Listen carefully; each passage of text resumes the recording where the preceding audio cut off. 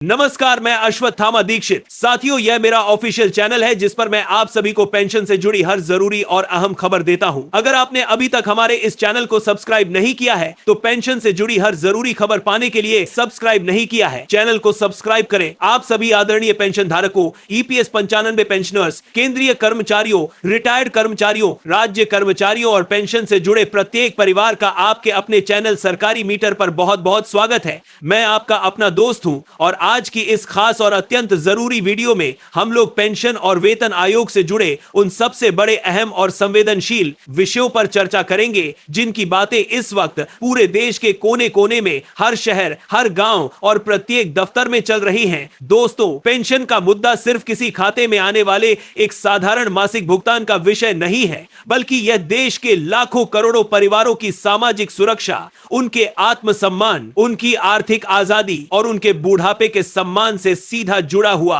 एक बहुत पवित्र विषय है। नौकरी के लंबे और मुश्किल सालों के दौरान कर्मचारी अपने जीवन की सारी ऊर्जा, अपना खून पसीना और अपनी जवानी देश तथा अपने विभाग के निर्माण में लगा देता है। अपने वेतन से हर महीने योगदान देता है, अपनी सेवाएं पूरी ईमानदारी से निभाता है और रिटायरमेंट के बाद सरकार और ईपीएफओ से यह आशा करता है कि उसे एक ऐसी सम्मानजनक आर्थिक मदद मिले जिससे वह अपने जीवन की आवश्यक जरूरतों को बिना किसी के सामने हाथ फैलाए पूरा कर सके। लेकिन आज जिस प्रकार से महंगाई का दौर लगातार बढ़ता जा रहा है, उसने देश के लाखों पेंशनर्स के सामने भारी आर्थिक परेशानियां खड़ी कर दी हैं। बुढ़ापे में होने वाला दवाइयों का भारी खर्च, डॉक्टर की फीस, अस्पताल के बिल, बिजली पानी का बिल, रसोई गैस, राशन का सामान और परिवार की अन्य सामाजिक जिम्मेदारियां पहले के मुकाबले काफी ज्यादा महंगी हो चुकी हैं। यही कारण है कि ईपीएस 95 की न्यूनतम पेंशन को मौजूदा 1000 रुपए से बढ़ाकर कम से कम 7500 रुपए प्रति महीने करने और उस पर महंगाई राहत लागू करने की मांग आज देश के हर मंच पर जोरदार तरीके से गूंज रही है। वहीं दूसरी ओर केंद्रीय कर्मचारियों और पेंशनर्स के बीच 8वें वेतन आयोग को लेकर भी बहुत बड़ी उम्मीदें और हलचल दिखाई दे रही हैं। फिटमेंट फैक्टर, न्यूनतम बेसिक वेतन, पेंशन रिवीजन और भत्तों की समीक्षा जैसे विषयों पर अलग अलग दावे, गणित के हिसाब और संभावित आंकड़े सोशल मीडिया पर हर दिन वायरल हो रहे हैं। ऐसे माहौल में सबसे ज्यादा जरूरी बात यह है कि किसी भी अनुमान, किसी संगठन की मांग या इंटरनेट पर वायरल हो रहे मैसेज को सीधे अंतिम सरकारी फैसला मान लेने की भूल बिल्कुल ना की जाए। आज हम इस पूरी स्थिति को बेहद आसान, सटीक और तार्किक भाषा में समझेंगे और यह जानने का पूरा प्रयास करेंगे कि कौन सी बात सरकार की आधिकारिक स्थिति से जुड़ी है, कौन सी बात केवल कर्मचारी संगठनों की मांग है और कौन सी बात महज एक संभावित गणना या सोशल मीडिया की चर्चा के रूप में सामने आया रही है। हमारा लक्ष्य कभी भी किसी पेंशनर या कर्मचारी के मन में कोई झूठी उम्मीद जगाना या सनसनी फैलाना नहीं है, बल्कि मौजूद आधिकारिक और तथ्यात्मक जानकारी को बेहद जिम्मेदारी, सावधानी और ईमानदारी के साथ आपके सामने पेश करना है ताकि आप हमेशा जागरूक और सावधान रह सके। दोस्तों, सबसे पहले ध्यान देते हैं ईपीएस 95 यानी कर्मचारी पेंशन योजना पर। इस योजना के अंतर्गत आने वाले पेंशनर्स की संख्या देश के अंदर करोड़ों में है और पिछले कई सालों से न्यूनतम पेंशन को बढ़ाने की मांग जंतर मंतर से लेकर देश की संसद तक उठती रही है। वर्तमान में मिलने वाली मात्र 1000 रुपए प्रति महीने की न्यूनतम पेंशन को लेकर देश भर के तमाम पेंशनर संगठनों की तरफ से यह मांग लगातार उठाई जा रही है कि आज के समय में 1000 रुपए में किसी भी बुजुर्ग दंपत्ति का गुजारा होना तार्किक और इंतजार कर रहे हैं व्यावहारिक रूप से पूरी तरह नामुमकिन है। संगठनों का साफ कहना है कि न्यूनतम पेंशन को तुरंत बढ़ाकर कम से कम 7500 रुपए प्रति महीने किया जाना चाहिए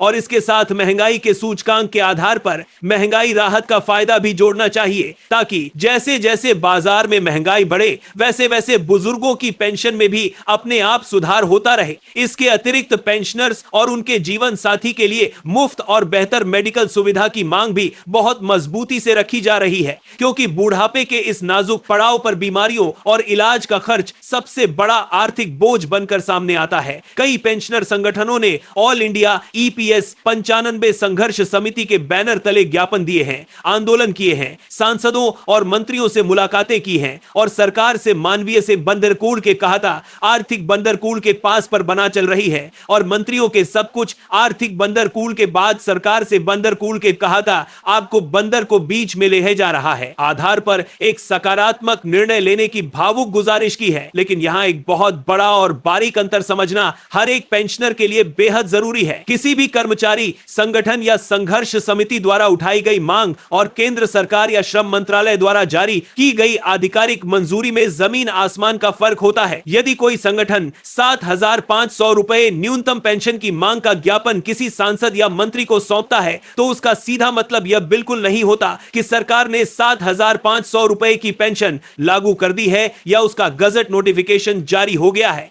सोशल मीडिया पर अक्सर किसी मांग पत्र को, किसी ज्ञापन की फोटो को या किसी प्रस्तावित आंकड़े को इस तरह से दिखा दिया जाता है जैसे कि नया नियम आज से ही लागू हो चुका है। जब तक ईपीएफओ या संबंधित सरकारी मंत्रालय की आधिकारिक वेबसाइट पर कोई साफ अधिसूचना या सरकारी आदेश जारी नहीं होता, तब तक कहा चल रहा विचार कर रहा अत्यसात ओबीएस से किसी भी आंकड़े को अंतिम फैसला मानना आपके लिए भ्रम की स्थिति पैदा कर सकता है। इसीलिए 7,500 रुपए की मांग को केवल एक मांग के रूप में ही देखा जाना चाहिए ना कि सभी पेंशनर्स के खातों में जमा हो चुकी नई रकम के रूप में। भविष्य में सरकार इस विषय पर वित्तीय संसाधनों, बजट के प्रावधानों और नीतिगत समीक्षा के आधार पर क्या फैसला लेती है, यह पूरी तरह से आधिकारिक प्रक्रियाओं पर निर्भर करेगा। ईपीएस 95 पेंशन बढ़ाने की मांग के पीछे की जमीनी हकीकत पूरी तरह से आर्थिक सच्चाई पर टिकी हुई है। उम्र के इस पड़ाव पर एक बुजुर्ग व्यक्ति के लिए केवल रोटी, कपड़ा और मकान ही काफी नहीं होता, बल्कि शरीर के ढलने के साथ स्वास्थ्य संबंधी खर्च कई गुना बढ़ जाते हैं। रोजमर्रा की दवाइयां, नियमित जांच, डॉक्टर की सलाह और अचानक आने वाली मेडिकल इमरजेंसी किसी भी सीमित आय वाले परिवार की कमर तोड़ देती है। अनेक बुजुर्ग पेंशनर्स का यह कहना पूरी तरह सही है कि जीवन के सबसे महत्वपूर्ण 30 से 35 साल देश की सेवा में समर्पित करने के बाद रिटायर होने पर उन्हें एक ऐसी न्यूनतम सुरक्षा राशि मिलनी ही चाहिए जिससे वे आत्मसम्मान के साथ अपना जीवन बिता सके। दूसरी ओर यदि हम सरकार और ईपीएफओ के नजरिए से देखें तो किसी भी पेंशन योजना को लंबे समय तक चलाए रखना एक बहुत बड़ी वित्तीय और लंबी जिम्मेदारी होती है। किसी भी योजना में न्यूनतम पेंशन या लाभ की राशि बढ़ाने का फैसला केवल आज के पेंशनर्स तक सीमित नहीं रहता, बल्कि आने वाले दशकों में रिटायर होने वाले करोड़ों कर्मचारियों और पेंशन फंड की आर्थिक स्थिति पर भी गहरा असर डालता है। यही वजह है कि साथी के दरबार में कुछ राशि बढ़ाने का फैसला डाल दिया गया और करोड़ों कर्मचारियों और पेंशन फंड की तदबार करने की ज्यादा आर्थिक स्थिति पर भी गहरा असर डालता है। यही वजह है कि दोनों बराकों की आंख से अधिक से पेंशन की राशि बढ़ाने के पेंशन की साथ ही करने की आर्थिक स्थिति पर भी गहरा असर डालता है। जब भी सरकार या ईपीएफओ किसी बड़े बदलाव पर विचार करते हैं तो उन्हें पेंशन फंड का बैलेंस, बजटीय सहायता, मुनाफे की दरें और भविष्य की कुल देनदारियों जैसे उलझे हुए वित्तीय आंकड़ों का गहरा विश्लेषण करना पड़ता है। मांग करने और अंतिम सरकारी फैसला आने के बीच एक पूरी औपचारिक, प्रशासनिक और बजटीय प्रक्रिया होती है। इस प्रक्रिया को समझना इसलिए जरूरी है ताकि आप किसी भी भ्रामक संदेश का शिकार ना हो और सोशल मीडिया पर फैल रही झूठी खबरों से दूर रहकर केवल सही जानकारी पर ही ध्यान दें। दोस्तों, अब बात करते हैं एक और बेहद अहम विषय की जो ईपीएफओ के प्रशासनिक सुधारों, नई आईटी प्रणालियों, डिजिटल प्रक्रियाओं और क्लेम सेटलमेंट से जुड़ा हुआ है। यहां भी कई बार सदस्यों के बीच भारी उलझन देखने को मिलती है। आपको यह बात बहुत साफ रूप से समझनी होगी कि ईपीएफओ द्वारा अपनी सुविधाओं में किया जाने वाला कोई भी प्रशासनिक या तकनीकी सुधार सीधे तौर पर आपकी पेंशन राशि को कई गुना बढ़ाने की गारंटी नहीं होता। प्रशासनिक सुधारों का मुख्य मकसद पेंशन आवेदन, दावों का निपटारा, PF claim, KYC update, bank जानकारी में सुधार और ट्रांसफर की प्रक्रिया को पहले से कहीं ज्यादा तेज, आसान, पारदर्शी और पेपरलेस बनाना होता है। ईपीएफओ द्वारा जिस नए और आधुनिक डिजिटल सिस्टम, ऑटो सेटलमेंट और सेंट्रलाइज्ड डेटाबेस पर काम किया जा रहा है, उससे भविष्य में करोड़ों सदस्यों को दफ्तरों के चक्कर काटने से छुटकारा मिलेगा और उनके आवेदन बिना किसी मानवीय दखल के तकनीक के जरिए तुरंत प्रोसेस हो सकेंगे। लेकिन इस डिजिटल युग में जितनी सुविधाएं बढ़ी हैं, उतना ही साइबर धोखाधड़ी का खतरा भी बढ़ चुका है। किसी भी पेंशनर या ईपीएफओ मेंबर को अपने निजी दस्तावेज, बैंक खाते की जानकारी, यूएन नंबर, पासवर्ड या किसी भी फोन कॉल पर मिलने वाला ओटीपी किसी भी अनजान व्यक्ति के साथ शेयर नहीं करना चाहिए। ईपीएफओ या बैंक का कोई भी अधिकारी आपसे कभी भी फोन पर गुप्त जानकारी या पैसे की मांग नहीं करता है। इसीलिए पेंशन से जुड़े अपने अधिकारों को जानने के साथ साथ ऑनलाइन साइबर फ्रॉड से सावधान रहना भी आपकी सबसे पहली जिम्मेदारी है। पेंशन दावों और पीएफ क्लेम को समय पर सेटल करने पर भी ईपीएफओ का लगातार जोर रहा है। किसी भी रिटायर्ड कर्मचारी के लिए उसका क्लेम समय पर निपटना बहुत जरूरी होता है, क्योंकि उसकी पूरी आगे की आर्थिक योजना उसी राशि पर टिकी होती है। अक्सर देखा गया है कि नाम की स्पेलिंग में अंतर, जन्म तिथि में गड़बड़ी, पिता के नाम में गलती या बैंक डिटेल्स अपडेट ना होने की वजह से क्लेम रिजेक्ट या पेंडिंग हो जाते हैं। हैं। इसलिए हर सदस्य को समय समय पर अपने ईपीएफओ पोर्टल पर जाकर यह पक्का कर लेना चाहिए कि उनके सभी कागज और रिकॉर्ड पूरी तरह से अपडेटेड हैं। कई बार पेंडिंग पड़े दावों पर मिलने वाले ब्याज को लेकर भी अफवाह फैलाई जाती है। ब्याज या मुआवजे का नियम खास शर्तों के तहत ही लागू होता है, वह हर एक मामले में अपने आप लागू नहीं हो जाता। इसीलिए किसी भी भ्रामक करने की इस साल वीजा इंतजार मेरे ब्याज में काम करने की मदद से बारी के तरह संदेश के आधार पर यह मान लेना गलत होगा कि हर पेंडिंग क्लेम पर आपको कोई अतिरिक्त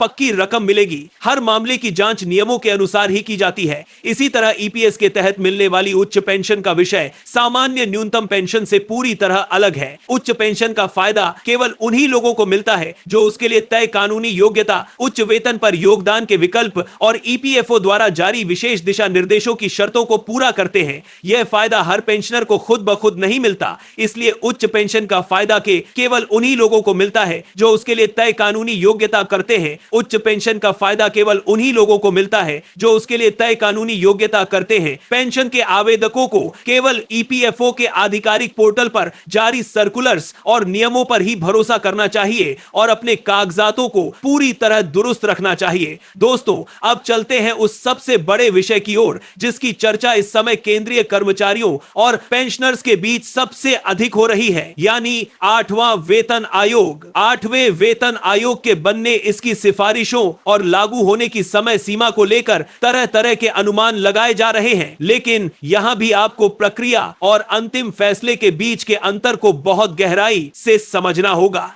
जब भी कोई नया वेतन आयोग आता है तो विभिन्न केंद्रीय कर्मचारी संगठन और रेलवे फेडरेशन जैसे संघ अपनी तरफ से सिफारिशों और मांगों का एक लंबा ड्राफ्ट तैयार करते हैं। इन मांगों में फिटमेंट फैक्टर को बढ़ाकर 3.68 या 3.83 तक करने, न्यूनतम बेसिक वेतन को मौजूदा 18,000 रुपए से बढ़ाकर 34,051 रुपए या यहां तक कि 68,940 रुपए तक करने, भत्तों की दरें बढ़ाने और पेंशनर्स के लिए पेंशन रिवीजन के नए फार्मूले लागू करने जैसी बातें शामिल होती हैं। सोशल मीडिया पर जो 68,940 रुपए जैसे बड़े बेसिक वेतन के आंकड़े या 3.83 का फिटमेंट फैक्टर घूम रहा है, वह असल में कर्मचारी संगठनों की अपनी मांगे या अलग अलग जानकारों द्वारा मौजूदा बेसिक पे पर फिटमेंट परदेश संगठनों की अदर कर्मे से अरबीस और अपने आरोप से देश फैक्टर गुणा करके निकाली गई संभावित गणित की गणनाएं हैं। किसी भी कर्मचारी संगठन द्वारा तैयार किया गया मांग पत्र या किसी एक्सपर्ट द्वारा किया गया गणित का विश्लेषण भारत सरकार का अंतिम मंजूर वेतन ढांचा नहीं होता। आयोग अपनी प्रक्रिया के तहत सभी पक्षों से राय लेता है, देश की आर्थिक स्थिति, महंगाई और राजकोषीय घाटे का अंदाजा लगाता है और फिर सरकार को अपनी रिपोर्ट सौंपता है। उसके बाद कैबिनेट उस रिपोर्ट की जांच करती है और तब जाकर बदले हुए वेतन तथा पेंशन ढांचे की आधिकारिक घोषणा होती है। इसीलिए जब तक 8वें वेतन आयोग की आधिकारिक रिपोर्ट और सरकार की अंतिम मंजूरी सामने नहीं आती, तब तक किसी भी संभावित आंकड़े को अपना पक्का नया वेतन या पेंशन मानकर कोई भी आर्थिक फैसला लेना बिल्कुल सही नहीं होगा। संक्षेप में कहा जाए तो चाहे ईपीएस के बाद में तरफ मानकर के सरकार में का मिला जार्थी का ना पड़ती है कि तरफ मानकर को भी तरफ करने वाला है। 95 की 7,500 रुपए न्यूनतम पेंशन की मांग हो, उच्च पेंशन का मुद्दा हो, ईपीएफओ का नया आईटी सिस्टम हो या फिर 8वें वेतन आयोग के तहत फिटमेंट फैक्टर का हिसाब हो, इन सभी विषयों में जानकारी, सावधानी और आधिकारिक पुष्टि ही आपकी सबसे बड़ा बरमास्कर बड़ी ताकत है। आपको हमेशा मांग और मंजूरी के बीच का फर्क समझना होगा और केवल ईपीएफओ, श्रम मंत्रालय, वित्त मंत्रालय और भारत सरकार के आधिकारिक सूत्रों से जारी गजट और सूचनाओं पर ही विश्वास करना होगा।